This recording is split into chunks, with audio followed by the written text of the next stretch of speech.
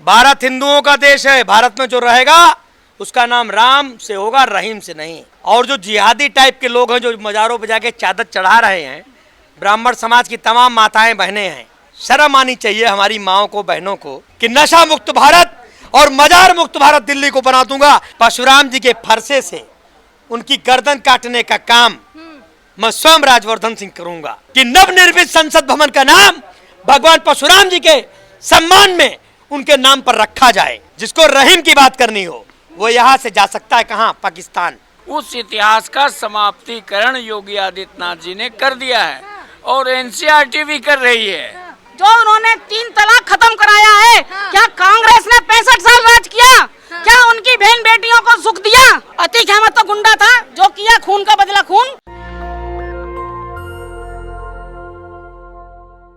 नमस्कार, मैं ज्योति यादव आप सभी का नेशनल दस्तक पर स्वागत करती हूँ। दरअसल इस वक्त मैं कॉन्स्टिट्यूशन क्लब में मौजूद हूँ और ये तमाम लोग जो इस वक्त आपको दिखाई दे रहे हैं मेरे कैमरा के सामने, आज परशुराम जयंती है, उसी को लेकर महोत्सव अलग अलग जगहों पर मनाया जा रहा है और इस वक्त भी ये तमाम लोग उसी में शामिल है। महिलाओं की तादाद भी आपको अधिक देखने को मिल रही होगी। साफ तौर पर राजवर्धन, जिनका हमने पहले भी इंटरव्यू किया था, उन्हीं से शुरुआत करना चाहूंगी। क्या कहेंगे आप?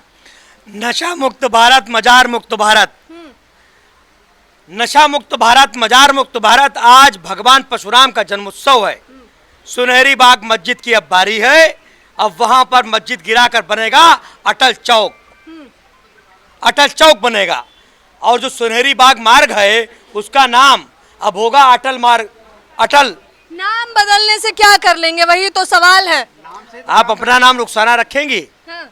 आपका नाम ज्योति है, आप रुखसाना रखिए। अगर उस परिवार में होते तो वो भी रखा जाता। भारत हिंदुओं का देश है। भारत में जो रहेगा उसका नाम राम से होगा, रहीम से नहीं। अच्छा, परशुराम जयंती के अवसर पर आज आप लोगों ने किस प्रकार से मनाया, थोड़ा उसके बारे में हमें बताइए। देखिए, परशुराम जन्मोत्सव मनाना 2 उद्देश्य हैं। एक तो गंदी सोच वालों को जगाना और जो जिहादी टाइप के लोग हैं जो मजारों पे जाके चादर चढ़ा रहे हैं, ब्राह्मण समाज की तमाम माताएं बहनें हैं, अजमेर में जाके लड़का डॉक्टर बन जाए, इंजीनियर बन जाए। अरे शर्म आनी चाहिए हमारी माओं को, बहनों को, दरगाहों पर चादर चढ़ाने। सारा चंदा सिर्फ राम मंदिर के नाम, मजारों के नाम कुछ नहीं। अरे भाई, राम तो राम है, राम से भी बड़े परशुराम जी हैं। आज उनका जन्मोत्सव मैं क्षत्रिय धर्म का पुत्र होकर मना रहा हूं और मैं समाज के तमाम लोगों को एक कहना चाहता हूं, आज यादव जी थे, आज तिवारी जी थे, आज शर्मा जी थे, आज राठौर जी थे, आज यादव जी थे। हर जात समाज वर्ग के व्यक्ति ने आज परशुराम जन्मोत्सव मनाया है।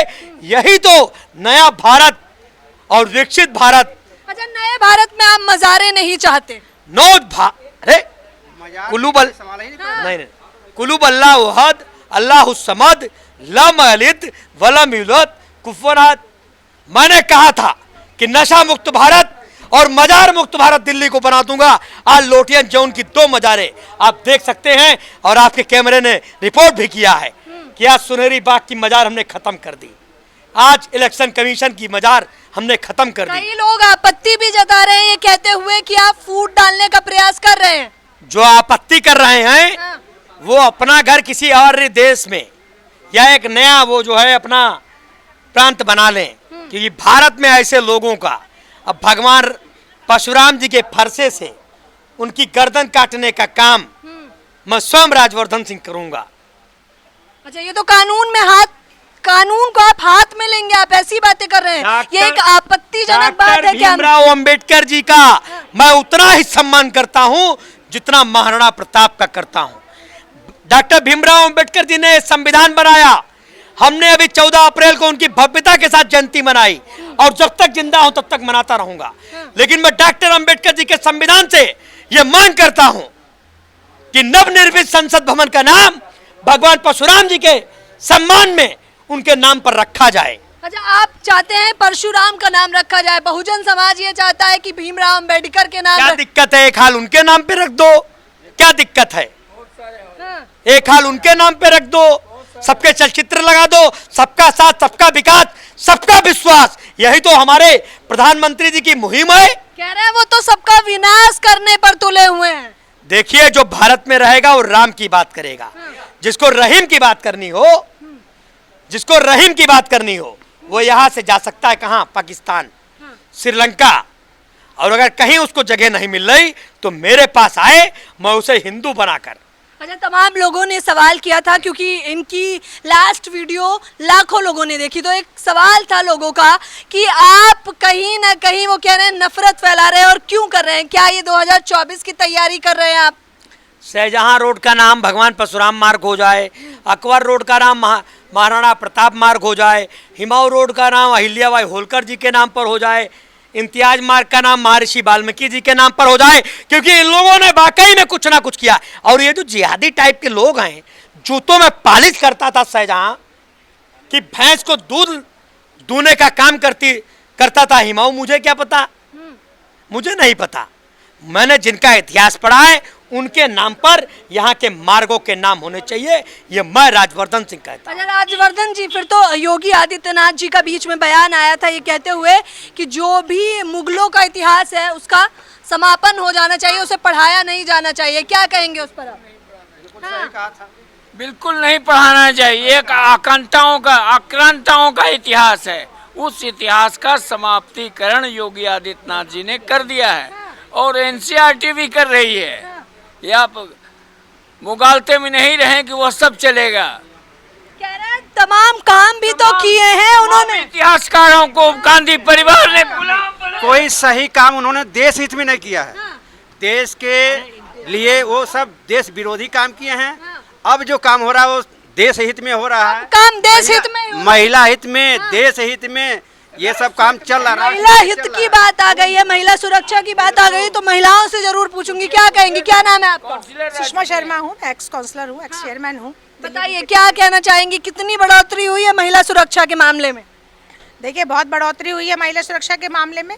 और अगर आप सुरक्षा की बात करें तो आज अपने देश में नहीं, अगर हम पूरे वर्ल्ड की बात करें तो पूरे विश्व के अंदर जो हमारे हिंदू लोग बैठे हैं, पूरे विश्व के अंदर जो हमारे और हिंदू लोग बैठे हैं, हिंदू से मतलब हमारा खाली ब्राह्मण से नहीं है, हिंदू का मतलब हमारे चाहे वो वैश्य समाज हो, शूद्र हो, क्षत्रिय समाज हो, सर्व समाज से मतलब है। वो आज वहाँ पर अपने आप को गौरव महसूस करते हैं, सेफ महसूस करते हैं। दूसरे देशों में भी लोग बैठकर सेफ महसूस कर रहे हैं। ये बढ़ोतरी है सुरक्षा में। ये एनसीआरबी के आंकड़े तो कुछ और ही बताते हैं कि दिन ब दिन महिलाओं के रेप केसेस बढ़ते जा रहे हैं।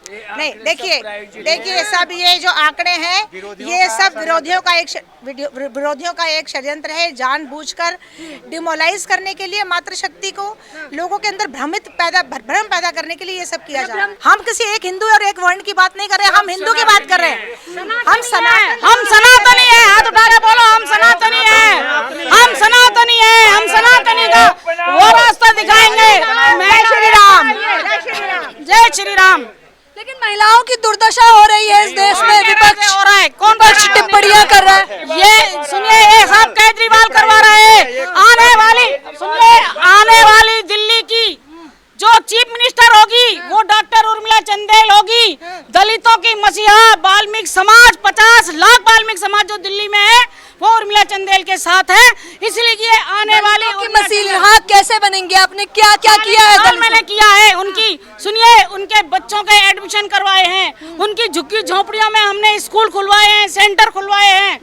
जो कुछ नहीं किसी ने किया, कांग्रेस ने आज तक नहीं किया, वो उर्मिला चंदेल ने किया है। उर्मिला जी, अब आप बताइए कि अभी भी भेदभाव हो रहा है दलितों के साथ? नहीं, बिल्कुल नहीं हो रहा, ये गलत बात है। जो ये फैला रहे हैं वो आदमी सनातनी नहीं है, वो हिंदू नहीं है।